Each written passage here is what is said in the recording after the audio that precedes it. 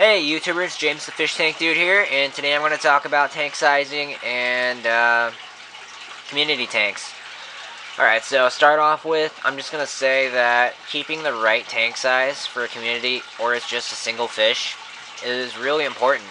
I mean, without a right tank size, you're probably not only going to have a stressed fish, but probably some dead fish even, because without the right tank size, like, say I have an Oscar and a 20-gallon, the growth is going to be stunted, and not only will it not grow anymore in length, but the intestines will keep growing, eventually going to kill the fish.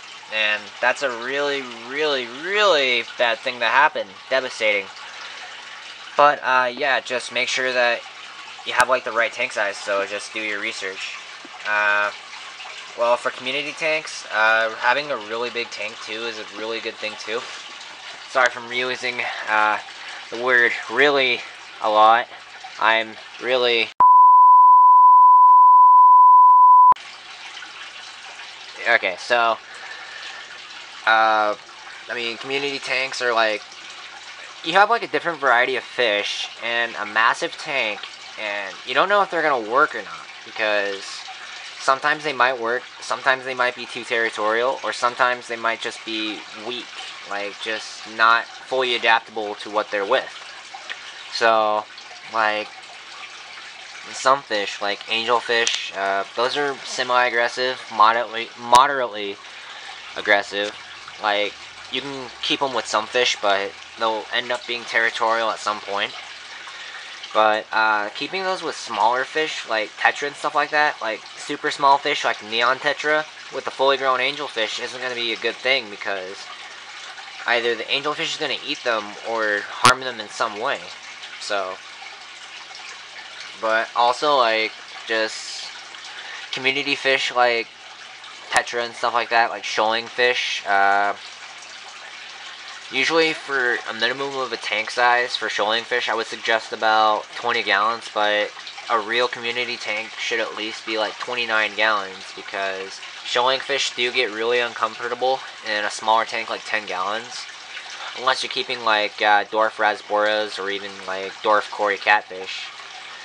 I haven't really seen much dwarf Cory catfish, but I've heard they're pretty cool, so. But, yeah, just make sure that your minimum for your community tank's about 29 gallons. And also, oh wow, I'm tired. Oh wow. Okay, so there's this rule that you usually hear in your local, or my bad, not local, but chain pet stores. And this rule is called the 1 inch per gallon rule. Now, I just want you to think about this rule for a second, and then realize that it's a myth. It's a complete myth. Please don't believe it. You're gonna kill your fish using that rule. Let's just say that. Now, why I say this is because the 1 inch per gallon rule is based off the number of inches on a single fish. You can put that fish in how many gallons in inches your fish is. Like, say I have a 12-inch fish, like maybe a 12-inch flower horn cichlid. Now, using that baseline, that can tell me that I can put that in a 12-gallon tank, when a 12-gallon tank is hardly the size of 12 inches. Like, how is that fish going to grow in size, length, height, width? I mean, you're basically going to stunt your fish's growth and then eventually kill them. So just take note that the 1 inch per gallon rule is a really bad thing to follow, because in the end it can harm your fish, and it's just not a pretty sight. So, but yeah, I mean, when you're wanting to find out tank size, what I would do is just go really into depth with research. Ask your local fish store, like, oh wow, like maybe the one down the road, not like a big company, unless, I mean, once in a while you usually stumble across people that know what they're actually talking about, but sometimes that they just follow what the store says and not think about, like, oh, they could just buy another fish, or maybe like Yeah, I can't think of anything else. But I mean, yeah, so just make sure you do your own research, and if you find somebody that knows about what they're talking about, that's a good thing. But no matter what, do your own research, because sometimes people can be wrong, and either if they are wrong, like, that can usually hurt the fish, like, depending on, like, how much they know, uh, like discus cichlids. Somebody could say that I didn't see him there. I did not see him there. Interesting.